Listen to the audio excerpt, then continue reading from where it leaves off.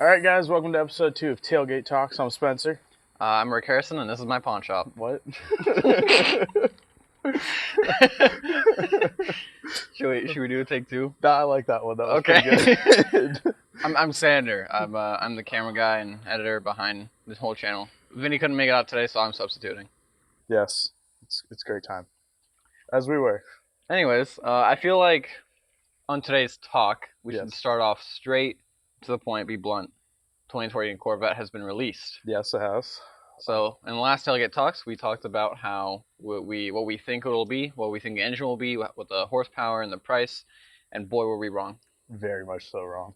So obviously we knew it was going to be mid-engined, so we didn't really, we mentioned it was going to be mid-engine. That wasn't really a guess, but we also said it's going to have, in our minds, somewhere around 700 to 800 horsepower, and it has 480. That was 495. I think it's like 488. Somewhere in the High 400s is the main point, and we were very much so off with our guesses. We're double that. That being said, it is the base model Corvette. It is. And this is the fastest accelerating base model Corvette ever sold. Yeah. So, I mean, that is something to say for it. And it is still rear-wheel might be all-wheel drive. Yeah, I was kind of hoping they would, because you would get better acceleration out of that too. Yeah. But I guess with just the weight distribution they were able to do was enough to get it. And it's also $60,000, which isn't bad for a mid-engine, almost supercar. I mean, yeah. I mean, it's not far off. I feel like with some modifications, you're into the supercar Oh, absolutely. horsepower levels. And I'm sure in a few years they're going to release something with way more power and a giant wing on the back. We know and the carbon Z06 fiber is going to come. Oh, for so sure. when that comes out, that should be the higher horsepower we're looking for. Can you imagine since it's like a whole new platform, they changed the name of the performance packages instead of like Z06 or ZR1 is going to be like something really weird like RX-7. I know it's a Mazda, but I mean, other than the fact like that they've already taken, I know, but like not obviously I RX-7, could see them doing something like that. But yes. like they just changed the whole naming platform. Yeah, I mean, I could see them doing that. I mean, but they're already changing so much. I feel like they don't want to piss off the whole car industry at one time. I feel like they don't give a crap at this point. Well, what they said was they'd reached a point with the C7 platform that they felt the only way to come up with a better car was to completely redesign it. Which is what they did. And they exactly. Made it, so that's when they came out. And they made it. They made it straight Italian. I mean, it looks like a knockoff. It looks like one of the Chinese Ferraris. Yeah, it really does look like a knockoff Ferrari. It's honestly pretty sad in my opinion. But will it have the reliability that Chevy's known for? God, I hope not.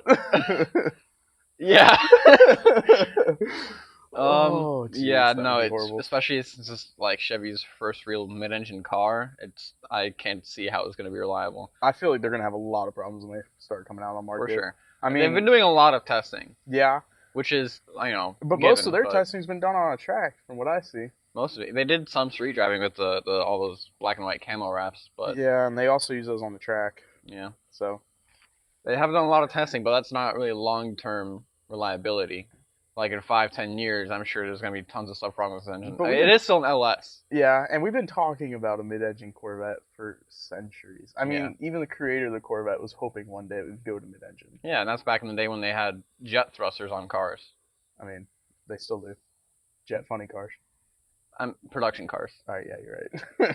Like that, I think it was a Mopar car, but it had like like where your windshield sprayers are. Yeah. It had too many jets facing forwards to slow you down. Yeah, it was like performance braking, but it was like in the 50s. We also had a nuclear powered car. Yeah, let's not talk about that one. All right. We really weren't working with. No, I don't know what the US was doing back then. Well, we were thinking everything was going to go nuclear. Which it has. The whole world is nuclear. Fossil fuels live on. They just found like oil down in like the Asia, like a part of Asia that's been ravaged by harsh weather and like buildings torn up. They just found like oil deposits there. So it looks like we're never gonna run out of oil at this point. And we can also make oil now. We can make our oil from like oil bacteria. It's crazy. Yeah, but then going back to the Corvette though, it's not a V6. Yeah, I know. I'm happy. 6.2 liter V8. It's an LS. Small block Chevy. I'm alright with it. Yep. I'm alright with it. Power to weight's really good on this car. And it has good weight distribution because mid-engine. So, I just don't like the back. Yeah. Honestly, I don't like the looks overall because, like I said, it looks like a knockoff Ferrari. It doesn't look like a Corvette to me. But the back is even worse. Yeah. The thing is, like, they kind of kept the C7 taillights, but changed them It's to make it's them it's look like the like the C7 Camaro. taillights and the Camaro taillights had a really ugly baby. Yeah. It just looks like a Camaro on steroids from the back, and I feel it's like with not a other good color look. options, because we're looking at it with the blue. If we saw it in other color options, it might look a little better. Maybe, but it's just like it just doesn't look special. It just looks like It someone. looks like Chevy. It looks like a photoshopped Camaro. Looks like Chevy. Yeah, That's all it is. looks like Chevy, which is gross. Although to be honest, I did just buy a GM car, so Yeah. You want to talk about that? sure. Go ahead. So I recently, about 2 weeks ago, purchased my one of my most like affordable, realistic dream cars. I've had literal multiple dreams of this exact car. It's a 1999 Saab 93 Viggen. I don't want to go into too much detail about the Viggen because not a lot of people know about it, but it'd take up way too much time because I could talk about it for days. But it's lightning blue because it's a 99, so it's lightning blue 3-door. It's all they made in the first year of the Viggen, and it's been one of my absolute dream cars in this exact spec. I was going to go pick up another one from North Carolina like a week prior, but it sold out from under us before we can get there. And then we found this one that was just popped up while we were searching. Like it's a dream spec, crazy good deal, and it's been garage for 2 years. So, but the guy did put fuel stabilizer in it before he parked it, so that's cool. So it actually runs really well. And so it popped up. We got a really good deal for it, and he even held it for us for a week. And so we drove from here, from South Florida, all the way up to New Hampshire, to a city called Durham. And we drove a total of 3,000 and change miles, like about 3,020 miles in 4 days. And we trailered it back. It ran great. All I had to do was put a master cylinder in it, which I just finished yesterday. And now it's running perfect. So I just got to put the bumper on it and then register and insure. And we're good to go. So we're gonna be cruising around in a Viggen pretty soon. Very soon. I'm excited. I love that car too. I mean, man. as you know, like they hold a special place in my Not a heart. lot of people know about Saabs. It's just I was talking to Vinny about that they're last so night. special. He Really? made the point of like, I don't understand what everybody loves about Saabs. Like, and I was like, you don't understand, Yeah, man. that's the thing. Like someone that doesn't know much about Saabs or doesn't understand Saabs will ask a Saab owner, so why did you buy this over something like a BMW or an Audi? And all Saab owners will just look at you with that smug smile, and it's just like people that own Saabs know what makes them so special. And you have to really love a Saab to really own one. You can't just buy a Saab as like another car like a Ford or a Chevy.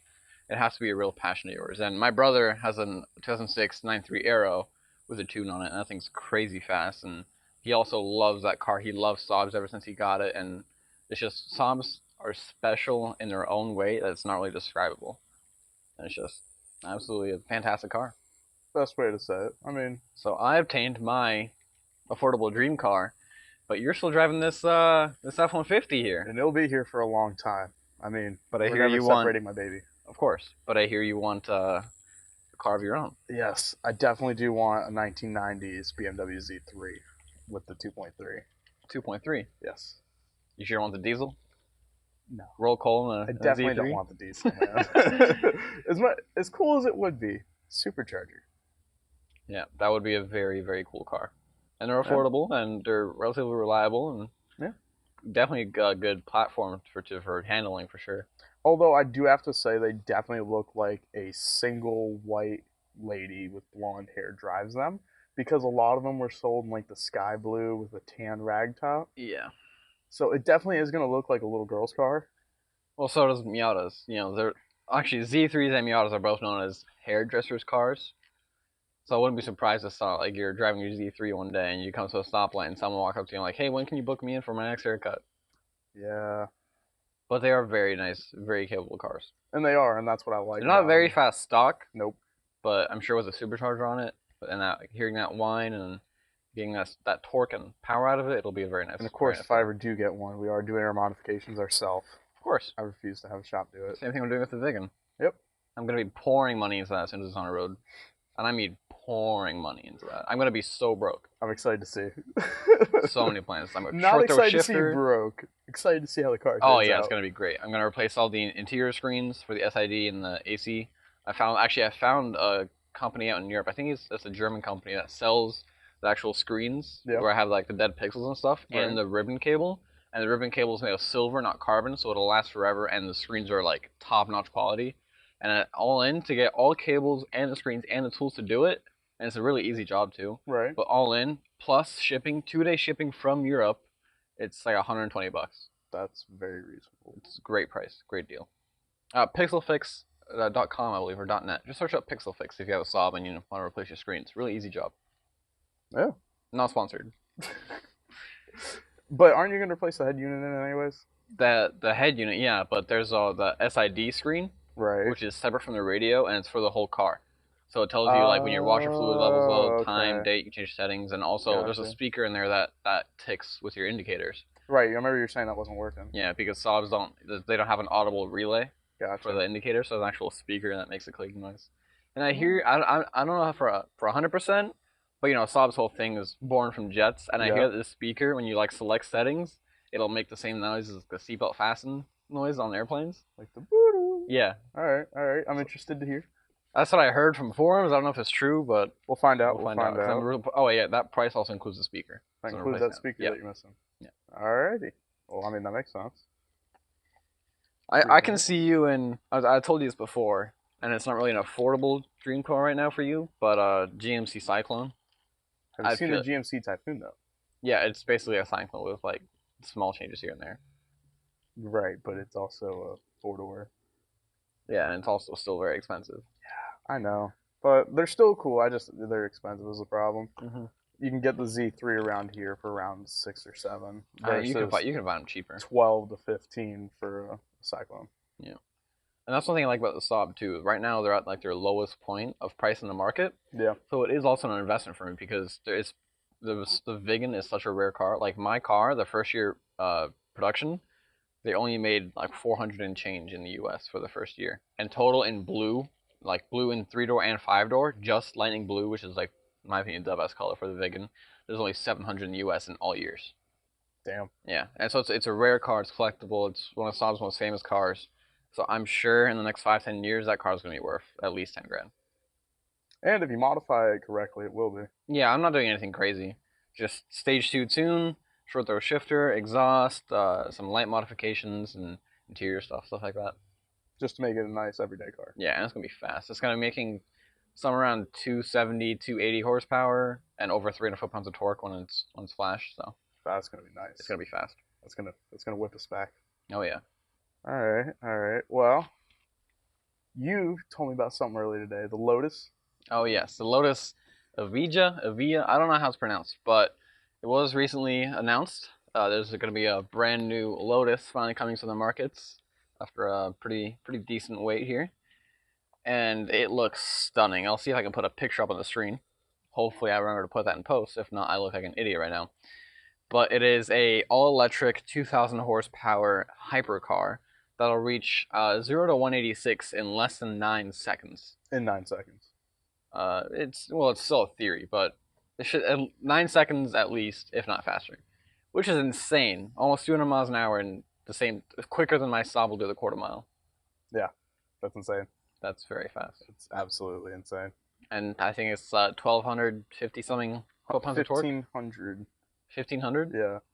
1,500 foot-pounds of torque. That thing will move. Yeah, that thing's gonna. I mean, that's bus lengths for days. And it's electric. Full electric. And that's the point of it. I mean.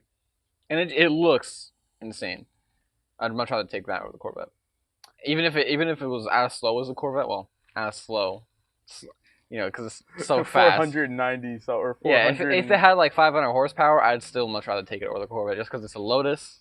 So you know, reliability. But price there. difference. Yeah, but it just looks so much better than some fat American muscle car. $60,000. Millions of dollars. Well, we don't know the price yet. Dude, you really think a Lotus fully electric car with 2,000 horsepower, 1,500 pound-feet of torque that can do 0 to 185 in 9 seconds is going to be less than 500,000? No. No. But I don't think it's going to be $1 million. I think it will be. All right, yeah, you're right. Because the brand new Aventador SVJ, like, that came out, that's baselined at like 500,000. Right. And you can compare Lotus to some other like companies. Like this is gonna compete with the new Ashton and everything. So close to 800. Like I'm thinking 750 is close to for me. So pretty close. Yeah. All right, we're about average on there. But yeah, that's absolutely stunning. It is. That rear end you showed me? Mm-hmm. Literally, it looks like a jet fighter. Really does. It makes me happy to see that going on today. Oh yeah, it's crazy how far cars have come in recent progress in design and all the technical advancements. You want to look back on some of our ugly mishaps of the 90s? Not really, no. That's the time I try to forget. No, man. Pop-up headlights. The 90s was an okay time. It was a great time. My son came from the 90s. I remember seeing this truck new on lots. Because they ran this truck all the way up until like 2003. 05. Yeah. And they were still probably on lots in 2004. I remember these. Mm-hmm. It was weird. Like, to think back on it now and be like, man, that was at the Ford dealership not so long ago. Yeah. Like, it's actually kind of crazy to think that, like, these Focuses, it's behind the camera, you can't see it. I drove my Focus here because the stop's not registered yet. But, like, this was a car on a showroom floor at one point. Yeah. And this was, like, it was one of Ford's, like, best cars. Yeah. I mean, this was their best pickup truck at one point in time. Yeah, which because it was before the redesign of the 250. Mm-hmm. It was still 7.3. Yeah. Don't get me wrong, 7.3 is a great motor, but it was the box of years, is what I'm saying. It was before they started switching to the. Well, they had the 7.3 and the new one too. Yeah. And the same body as the 6.0. Yeah, exactly. And that's if I were ever to buy an F250, that would be the F250 I search for. 7.3? Yeah. Gross. 6.0. No. 6.0. 6 below. 6.0. 6 below. 6 blow me. No, thank you. Sounds good. Oh, Jesus. All right. Well, we kind of already talked about how cars are looking more like airplanes. Yeah, honestly. Talk about a car that is essentially an airplane. Ford GT Mark II. Yes. So fast. This thing is absolutely insane. See, this is where I don't think the value in the car is. $1.2 million. Worth it. Over 600, almost 700 horsepower. Ford GT platform. Track-only supercar, not street legal, so you have to trailer it. And with the wings so big that it creates more downforce than the Le Mans racing Ford GTs. $1.2 million for a car you can't drive on the street, I don't think it's worth it. I don't care how fast it is. It's so worth it. It's so worth it. You can easily build. There's some cars you can buy from manufacturers where the only time they'll let you drive it is when they fly it out to a track and they tell you at what track it's going to be at. And then you drive to meet your car. Of course. So that being said, having something that you can keep but leave in a trailer and drive it down to your drag and strip, just stare at it in your garage all day. I would do it every night. I'd sleep in the car, dude. But I'm saying for the price of the car, you could build something that's even faster. You could build something that's 1,000, 1,500, 2,000 horsepower that you can drive on the street. But then you won't have a performance-built race car. You can easily build it. You can buy an Ariata V8 that's less than 100,000 right there. And then swap an LS into it. Okay. Build with a supercharger. But again, the thing is, you're paying tops for $150,000. Okay, Ford. No, not that. You're paying for that GT, the car that. So just buy a normal GT. Which one? The normal, the new one that came out a few years ago. But what if you want the raw horsepower? I want to have a race car experience like the Le Mans. Then buy a Caterham. Or Cobra. I mean, yeah. It's just. For a lower price, cool. For a lower price, I would understand it. But over $1 million for a race car, it's hard. But it's just if you're a real car enthusiast, you're gonna pay it. And that's the sad part. They can charge whatever they want. They know someone out there is gonna buy it. Exactly. And isn't it going to be a more limited run than what the original Ford GT was? I wouldn't be surprised. Yeah. So, of course. I mean, it's gonna be ridiculous. I'm excited to see it. And it competes a lot with Aston Martin Vulcan. Yeah. And that thing is insane. Well, it's built directly to compete with them. Of course. The Vulcan was purely a track car. Again, not street legal. There's only one street legal one in the world in the UK, and that was built by a guy that worked at a shop, and it's crazy built, and it's... Do you think they could do it? With the GT? Yeah. In Florida, because no one cares here. Yeah, the way I think you'd have to do it is buy like a total GT, and then buy your race GT, and then pull out. No, I think if you put all the requirements into the car, like an original GT steering wheel, and then lights that it needs, because I'm sure it has light deletes here and there. Right, probably. I'm sure it is possible, and then you can go get it inspected and registered, and insured for the road. But I mean, but I what just think is it's Florida's laws? Because doesn't Cletus McFarland have uh, Leroy street legal? yeah, because it was that was already a registered vehicle too. It was a salvage title Yeah, Corvette. that's true. Yeah, you're going off something So that has no he just got registration. the title cleaned, so it's a rebuilt title, and then he just go and register it. Gotcha. Yeah, that'd be the way to do it, Mm-hmm. but not possible.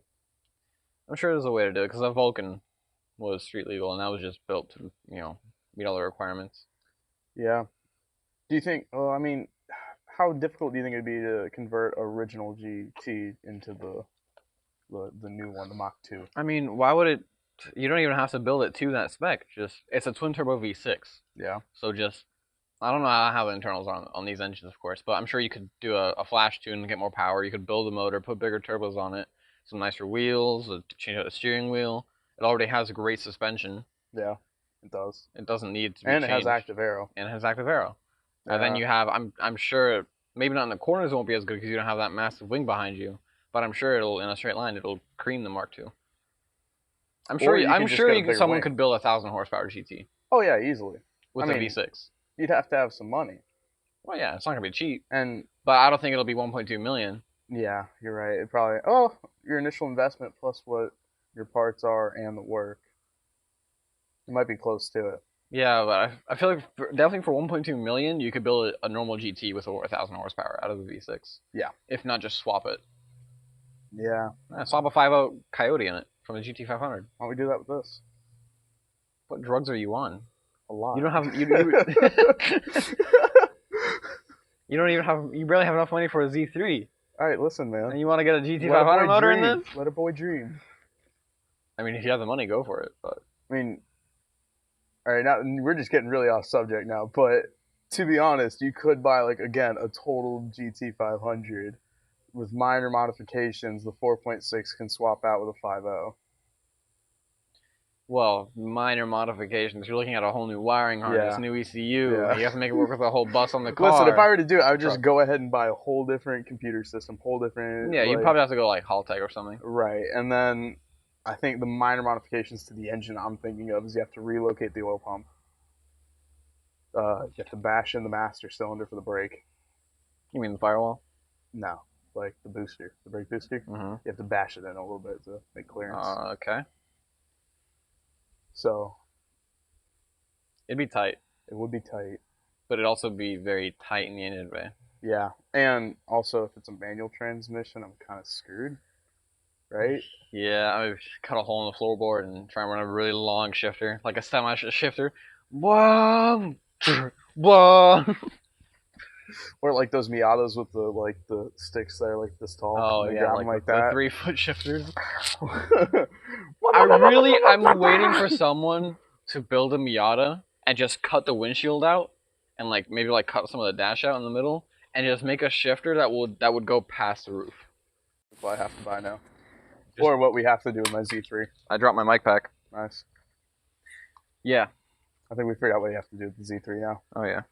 I'm just gonna sit on this. Usually the best option. Excuse that. This is a professionally well-oiled show right here. Yes, well-lubricated machine. We operate perfectly. Only on fully synthetic water. Fully synthetic water. Oh, Jesus. Okay, so let's take the wheel. So, the 2003, Cobras? Yeah. Remember how legendary those were? Yeah, they're awesome. There's one out here. Do you feel like the new ones are living up to the hype of the old ones? You mean the new Super Snake or the new Shelby's? Super Snakes. Absolutely. The Super Snakes are insane. 800 something horsepower. Mm-hmm. And honestly, that's what I don't get. They made the Super Snake, very limited run car, and then they made the GT500, which is slower and it's automatic. What happened? You have the Super Snake already. Why'd you just make that the GT500? It's an awesome car. I don't understand it either. But more money? Greed? That's the only thing I can think of. I mean, honestly, I think they made the Super Snake just to be a super limited run rare car that'll go for a lot of money. That's exactly what they did with that car. And it's just hey, we made this car that's faster than the Hellcat and just as fast as the Demon with less horsepower. We only made like a couple hundred though, so If you want one, too late. They're already all sold. Like, yeah, honestly, they probably all sold out before they even released. probably. It's like, hey, you can buy one, but do you have $6 million for a Mustang? And then, what do you get for $6 million? Well, it's not $6 million. I know, it's an but I'm exaggeration, saying but it's still for that it money, was over what do you 100. get? A Mustang. A very nice Mustang though. The new But Mustangs a are Mustang. nice. They're nice. I'd take a Mustang over the 2020 Corvette. I'd take a Mustang over the Hellcat or the Demon. Really? Yeah, the Super Snake, yeah. 100%. All right, yeah, the Super Snake, yeah. Yeah, I agree with that. I like that package Mustangs a little so bit better. much. Yeah, they are really nice cars. I did almost buy one for a while. Like, I still go back and forth on maybe owning one, but What, Mustang? yeah. Like, I feel like the mid 2000s where they still had the fog lights and the grill, V8 manual. That would be the thing to do. Supercharge that. That'd be pretty quick. But then again, it's still a Mustang. Yeah. Control is. I was also gonna say like those early 2000 Mustangs were pretty overdone by now. Like, Yeah. Everybody's done them. Yeah. And everybody that's in high school that has $1,500 to rub in their pocket goes and buys a Mustang around here. Usually V6, but yeah. And yeah, now everyone's doing 350Zs now. Yep. Everyone's got a 350. Yeah. And if I do stick with the Ford, I feel like I'd just be jumping on a bandwagon. It's a good brand. For what?